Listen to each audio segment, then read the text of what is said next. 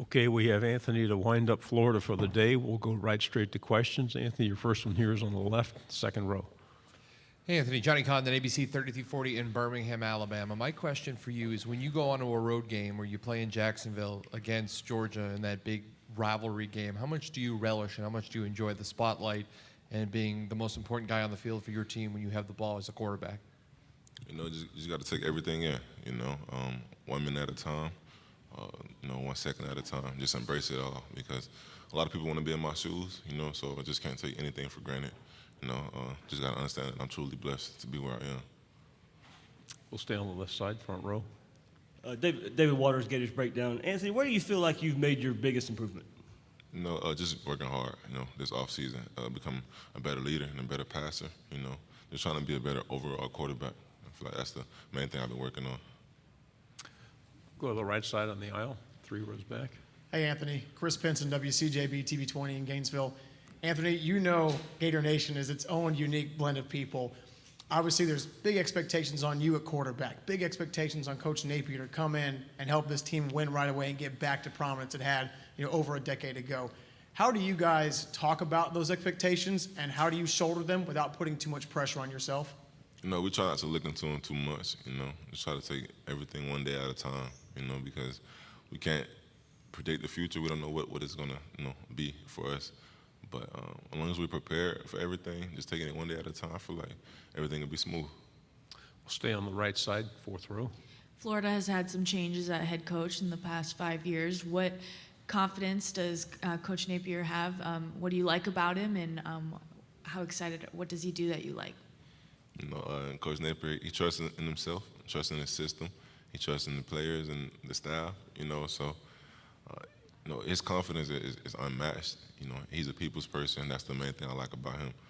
He puts people before himself, and I definitely respect that because I try to do the same thing. Just his confidence, that's pretty much the main thing that's rubbing off on all of us. Second row here on the aisle. Anthony Patterson with the Atlanta Voice. Your teammates talked about you growing into a leader and constantly growing as a player. For you, how has Napier kind of shaped you growing since he's gotten to Florida? He's kind of told me I have to be, the guy and the leader. A lot of people look up to me. A lot of people are looking at me and expect me to do a lot of things. Throughout my years of playing football, people always told me I have to be a leader. I never really understood what that means. I thought I had to scream and yell. But now with Coach Napier, I understand that it means connecting with people, building relationships and bonds. If people can trust you and rely on you, it makes it a lot easier to lead them. Front row to your left. Anthony, Ricky Pearsall transfers in. What's your relationship like with him? I heard it got off to a pretty good start, and what's your relationship been like since then? Have you guys been working off the field and trying to get the rapport down with this new receiver? Yeah, Ricky, that's my guy. I remember when we were trying to get him here. I went out to dinner with his family and him, just trying to connect with him.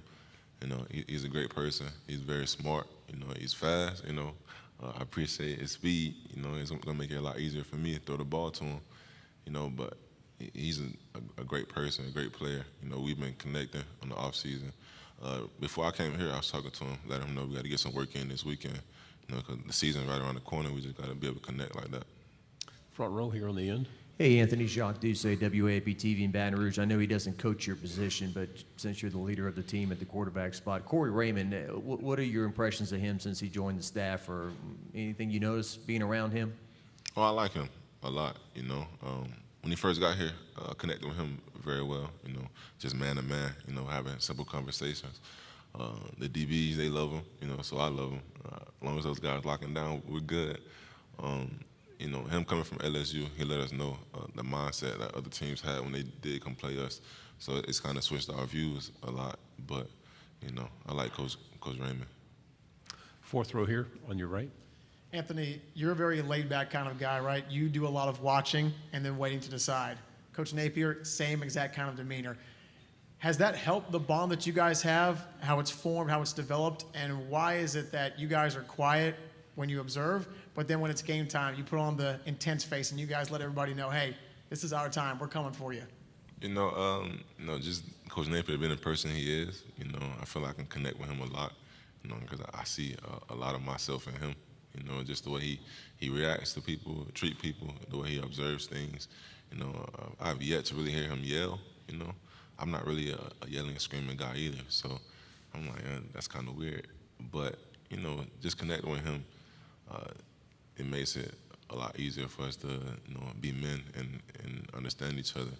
And when it comes to like the way we, you know, get ready, prepare for things, you know, we just watch and just see how we can fit in and make everything work.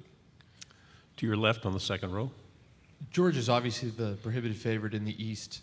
Other teams like Tennessee, like South Carolina, like Kentucky have been rumored of who's going to have the best chance to knock them off. And Florida's not being mentioned in that group. Do you feel slighted, and do you feel, as you speak for your team, that Florida isn't getting the respect that you guys deserve?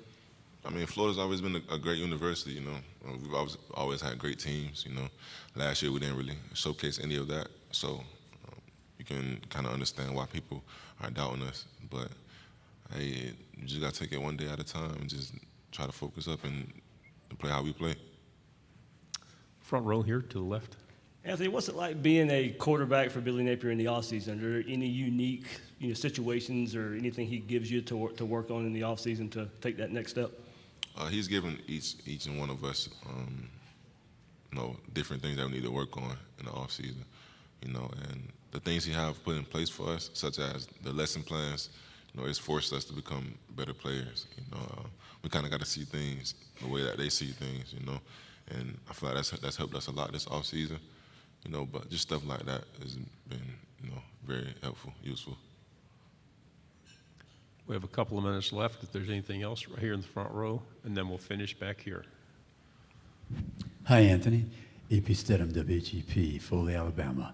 Anthony, I saw you were at the Manning Passing Academy. What are a few things you learned over there and you'll try to implement this season? You know, just how to be a pro, you know, learning a lot from Eli, Peyton, you know, also taught me how to be a coach, you know. Shout out to all the coaches in the world, man. It's hard trying to keep up with a lot of kids like that, but, you know, just going out there connecting with different guys, you know, and just trying to pick everyone's brain, just see how they view things, you know. That camp was very helpful, and hopefully I can showcase that this year. Last question on the right. Anthony, you've been asked a number of times about your experience at the Manning camp, or how are you becoming a better leader, what it means to you, right? Being a different guy than you were before. Last year, when you guys started losing, things went downhill. You know, there were rumors getting spread, accountability issues, et cetera. Why do you feel like this year, with Coach Napier as your head coach and you as the leader in the locker room, why do you feel like if things do kind of start to slide a little bit, you guys will be able to keep the reins and not let things get too wild and loose?